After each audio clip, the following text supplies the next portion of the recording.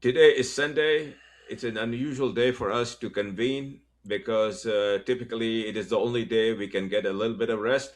But because the world is blowing up, particularly in West Asia, and things are not well right now in that part of the world, we are gathered here. This is Transition Protocol. My distinguished colleagues have sacrificed their Sunday rest to get here so that we can provide you what we decided to do when we started this channel, which is to give you the best information that is not visible to anybody, but we have sources that allow us to get access to that information. So, with that introduction, I will invite my dear friend Dari to start, and then he will be joined by Pepe. There's a transition protocol. If you like what we do, kindly subscribe. We have a paid version on Substack, same name, for $5 a month. We will deliver all this intel to your inbox. Go ahead, Larry. Dr. Z, thank you. You know what they say, no rest for the wicked. So I guess we all need to repent. We are wicked. Yeah.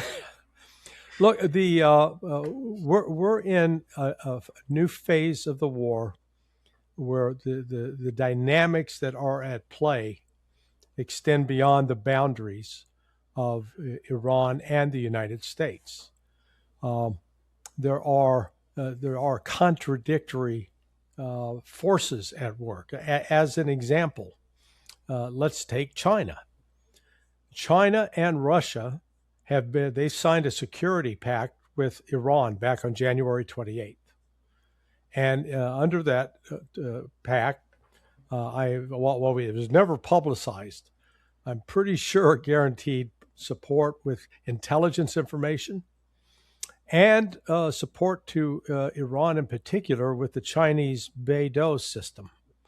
So the BeiDou it's basically a geographical positioning satellite, and you're able to plug coordinates into it. It works just like the old GPS system did, except when Iran relied upon GPS, which is controlled by the United States, the United States was able to manipulate that GPS and deviate missiles from their intended target.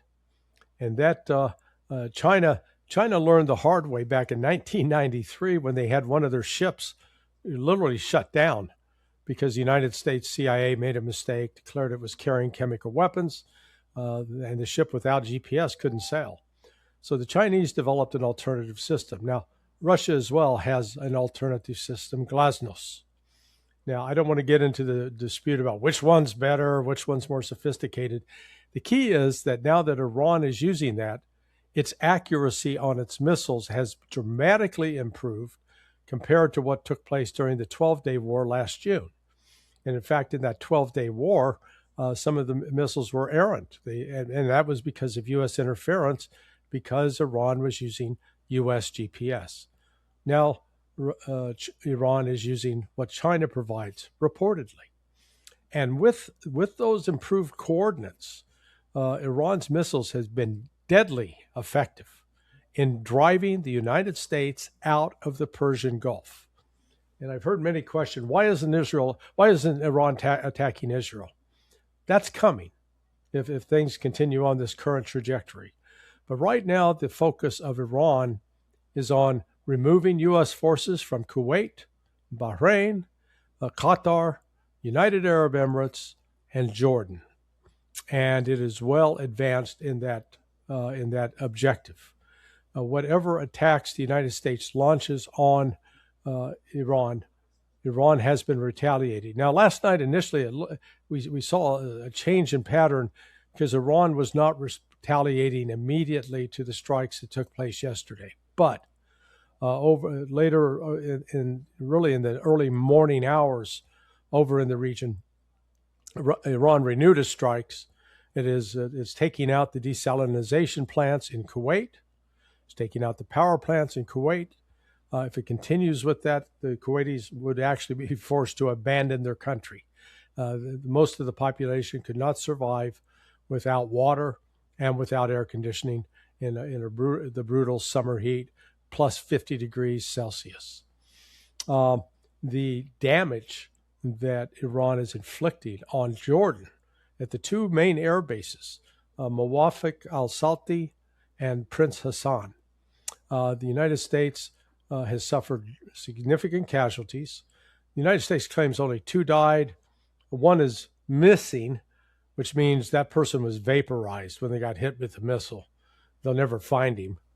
They might find fragments, but that's it. But there was also a report that on the medevac, as many as 5 patients were identified as unlikely to survive that trip. So we actually could be talking about 8 fatalities in just that one attack. And the United States is going out of its way to hide that information. Now, the announcement by Iran, the official announcement that came yesterday, day before yesterday, that we're no longer, the MOU is broken. That flies in the face of claims that countries like China and Russia have been calling for a resumption of the MOU, as well as Islamabad. But here's the problem. It was not Iran that broke the MOU. It was the United States. And so to reinvigorate or re-establish the MOU, I believe, and I think Pepe shares my view, that Iran's going to demand some very specific things before it agrees to go along with that. Number one, no more promise that, somewhere down the line, we're going to unfreeze your assets. Just trust us. No, they don't trust them anymore. You've got to unfreeze some of the assets now, up front. Show us the money. Number two, the blockade and oil embargo sanctions have got to be lifted, but not only the oil sanctions, other sanctions which are out there as well have got to be lifted up front as a show of good faith. Now here's where it gets interesting. Right now, the United States is not willing to make that concession. Donald Trump is talking about obliterating Iran again and opening the gates of hell. But the United States doesn't have much hell to open up with, because in every weapons category, whether we're talking on the defensive side, PAC-3 missiles, THAAD missiles, these are air interceptors, or we're talking on the offensive side, the missiles that are launched from HIMARS, ATACMS, and Precisions, PRSMs, or the JASSM cruise missile fired from a plane, Tomahawk fired from a plane, Harpoon fired from a plane or a ship, HARM fired from a plane. Each of the inventories, well, let's put the inventory on the PRSM, the Precision Strike Missile. Lockheed Martin only made 56 of them at the start of this, okay? So they're probably out of those. The same for the PAC-3, the Patriot Air Defense Missiles. Inventory for Tomahawks is now below 2,000. People say, well, still, that's a pretty good number, except that 2,000 is the global quantity. And that means PACOM, Pacific Command, and European Command, who also have a draw on those that inventory, means there could only be something like 700 left available for CENTCOM. And so all of a sudden, with every passing day, as the United States is firing Tomahawks or JASSMs or HARM missiles or Harpoons at Iran, then what we're sorry about that. We get the damn phone off. As they're doing that, they're draining their inventory, and China actually is sitting back. They're not saying this publicly, but all they're recognizing is, this isn't a bad thing, and Russia too, because every missile that's fired at Iran is one less missile that could be fired at China or Russia. And this is what they're seeing is the United States basically acting like George Foreman in his fight with Muhammad Ali, when Muhammad Ali used rope-a-dope, and Foreman just punched, and then punched himself out, where he was exhausted. Iran is in effect engaged in an attrition war, where I'm not saying that Iran's not going to suffer damage or suffer hardship or suffer loss, but it can inflict far more damage on the United States than the United States can inflict on Iran. So I'll leave it at that, because I think Pepe's got some other observations and insights. Thank you so much, Larry. That's an excellent summary. I would like to complement your summary with the immensely complex diplomatic front as we speak, especially because we are approaching, in theory, one deadline, which is tomorrow on Monday. And this deadline was set up by different channels by Iran and by China. Essentially, if the US does not stop their attacks on Iran, all bets are off. The first bet, in fact, is already off from an Iranian point of view. They suspended their commitments to the MOU. At the same time, and this is something that I managed to confirm today with friends and sources in Tehran, the diplomatic channel is not closed. Arakshi himself, he has been saying, even if there is a slight, a tiny chance, a 1%, 5% or something of some sort of breakthrough, we should continue on the diplomatic track. So, from the point of view of the political vector in Tehran, diplomacy continues. And of course, they are in close contact with the Pakistani mediators between Tehran and Washington. And there's no pressure from the Iranians on the Pakistanis as mediators. That's very, very important. But there is a lot of pressure by the Trump administration on the Pakistanis.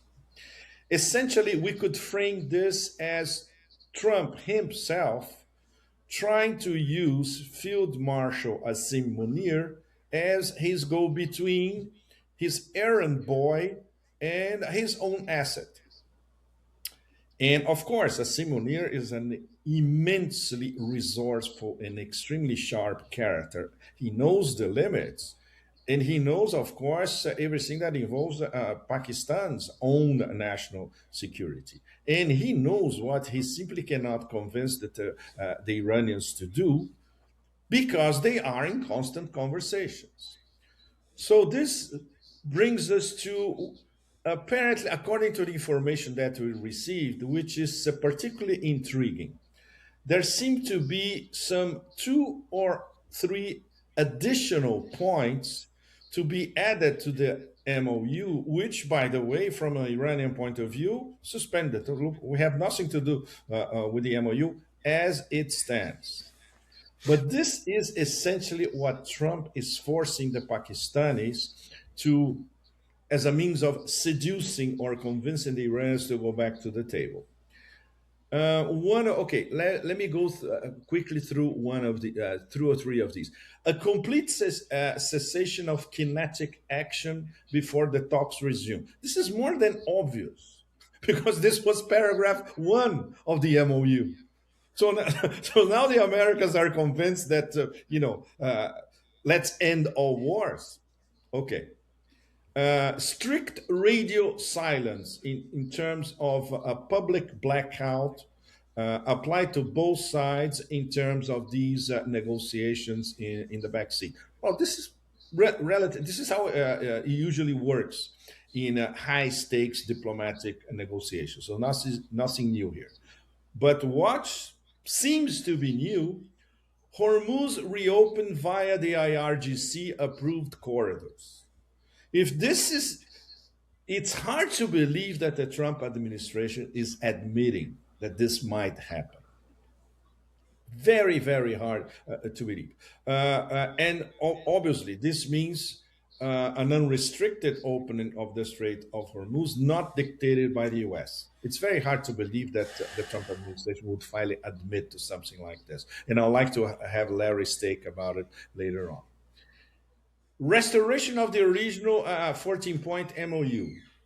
So this would imply that, once again, that the Trump administration finally admits that what they signed via their president in Versailles stands. And even exactly at the right time where the Iranians are saying, no, you broke everything. In fact, you broke 12 points of the 14-point MOU. What's the point for us to come back to the table? And we don't trust you because everything that you promised, you didn't deliver. Sanctions relief, our frozen funds, end of all wars, Lebanon, everything. In fact, the United States delivered less than zero of its commitments in the MOU that they signed officially. So, this brings us to what happened on Sunday, which is a red line. We know that the U.S. has been bombing Iranian civilian infrastructure, including, for instance, the civilian control tower of Chabahar Airport. We talked about this already on a transition protocol. Today, they bombed a nuclear power plant in Khuzestan, in construction, with 100% made in Iran technology, under direct supervision of the IAEA. So this is once again the United States destroying international law in front of everybody. So we can expect a very, very serious response from Iran, timed with the deadline tomorrow, Monday, July 20. July I'm sorry. 20th. July 20. I'm so sorry. So, how deep is going to be this response? How many other desalination plants they're going to destroy? Could they attack the UAE directly? For instance, the port of Jebel Ali.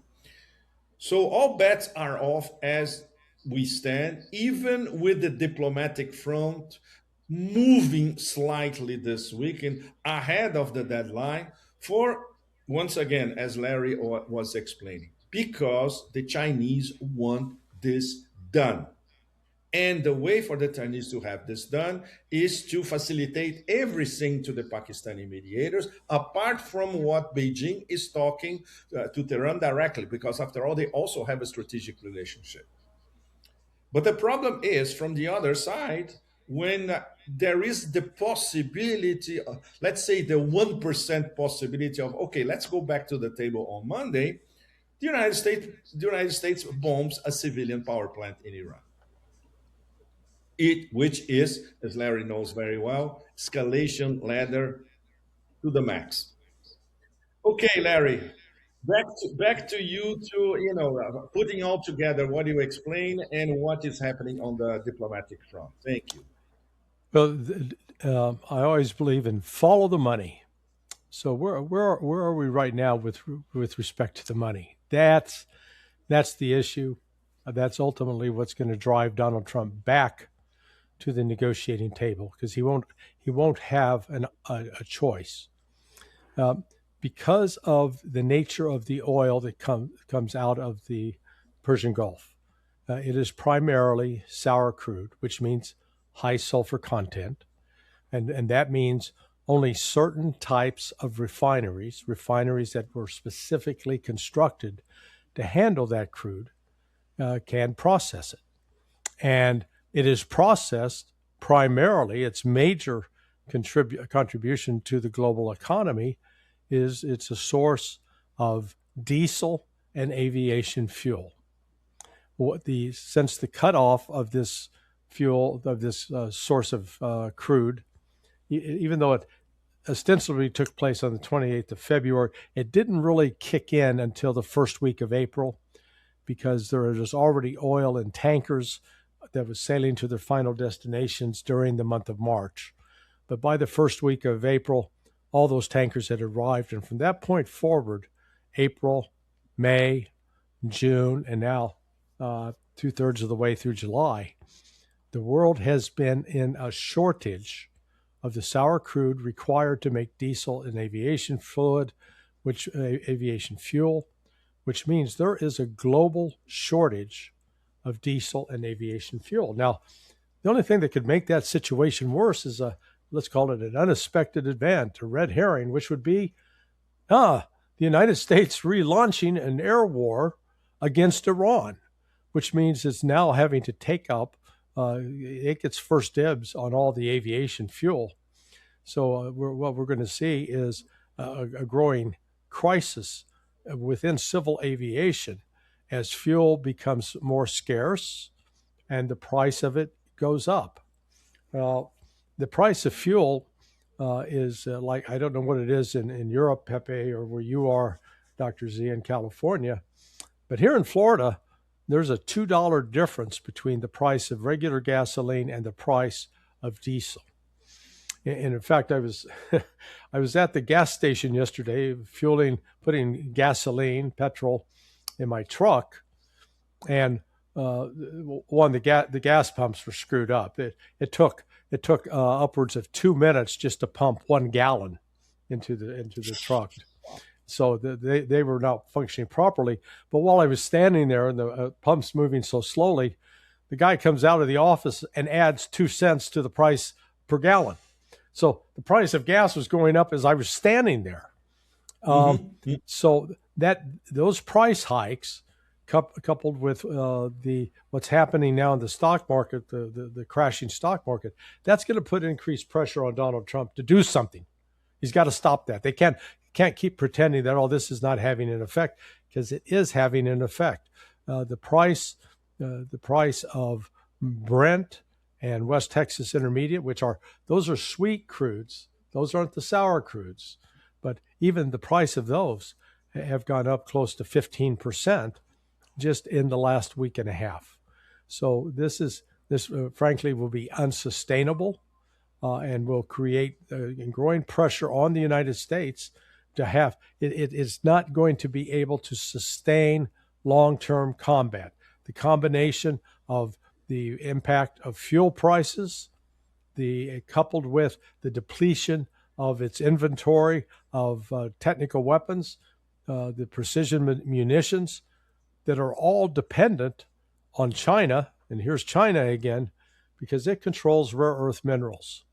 And while all of this is going on in the background, China has now shifted its buying gold in increasing amounts, and it's basically making its currency gold backed, which is attracting investors.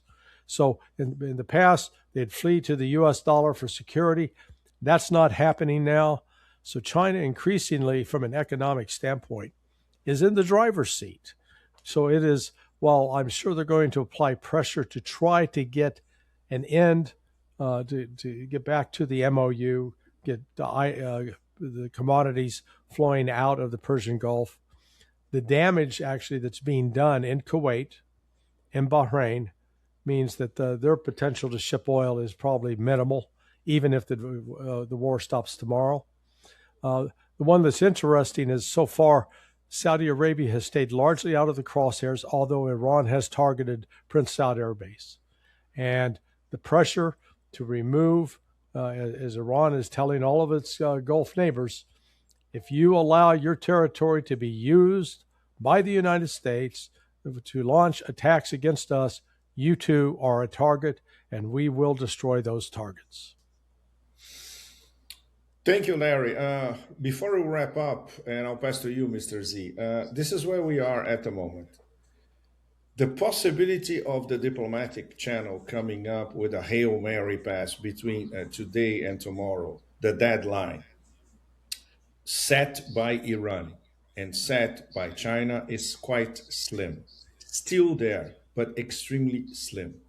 And became slimmer because the United States bombed a civilian nuclear power plant in Iran, which Iran had in public via different officials and bodies stated over and over again, this is an ultimate red line. If you bomb our civilian infrastructure, we're going to replicate in the civilian infrastructure all across the Persian Gulf. So this will depend on the Iranian response between today and tomorrow. If everything goes down the drain, or if what Arakshi has been saying in public already, there's still a slim possibility of some sort of diplomatic rapprochement. So it is, once again, one of those immensely dangerous crossroads. Mr. Z, for the wrap up, please. Well, I could not have done a better analysis of where things stand than my distinguished guests. They are the experts, and I support and second everything they said. I would like to add a couple of additional points to this, because those were not mentioned. And those are that at the present time, from everything that I'm aware of, the supreme leader, Moshtaba, is in control. Obviously, like in every country, there are different people with different points of view. But presently, from everything that I have heard, as a result of what the United States has done, particularly as a result of what Trump has done, Moshtaba Khamenei, the supreme leader, and his inner circle are not anxious to end the conflict. They are not anxious. They would like to have a few additional days to do what it is they wish to do.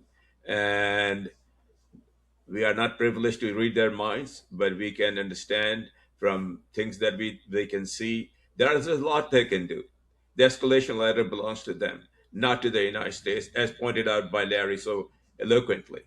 So, if I was a geopolitical observer, I would watch very carefully what happens tomorrow, Monday, which is Monday, and Tuesday. Field Marshal Asim Munir, from things that I've heard and seen, is very active, but he has been given not too much to move with from Mr. Trump. He is pissed, as far as I can tell, from everything that has happened from Mr. Trump. And because he's been given an impossible task to get the Iranians to come to the table while he is destroying their nuclear infrastructure. So, from observations, information coming to me, I have been told that yes, there will be some kind of a movement, but don't expect that to happen before the week is over. So, unfortunately, as things drag on, things get worse before they get better.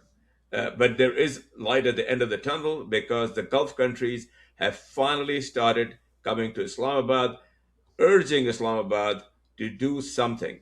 God knows what, but do something. And the first one to do that is Kuwait. Kuwait is physically in Islamabad. The highest authorities are in Islamabad, and that's an encouraging sign. So the other encouraging sign is that Saudi Arabia has not really responded the way that they could respond. I'm told that Asim Munir is in talks with MBS and has managed to persuade MBS not to do very much. So there are Can good we signs. sorry to interrupt you. Can we absolutely confirm that Asim Munir told MBS cool down We on can confirm that Asim Munir is in talks directly with either MBS or with people very close to MBS and has succeeded in getting them to stand down at the present time. I'm absolutely certain of that. Uh, we will be back Monday with Larry, Tuesday with Pepe, and Wednesday with all of us. And we will watch everything and we'll bring it to you. Kindly subscribe, kindly hit the like button. We have a paid version that delivers all this intelligence to your inbox. So thank you Thank you. very much. Thanks, Thank you. everybody. Thank you.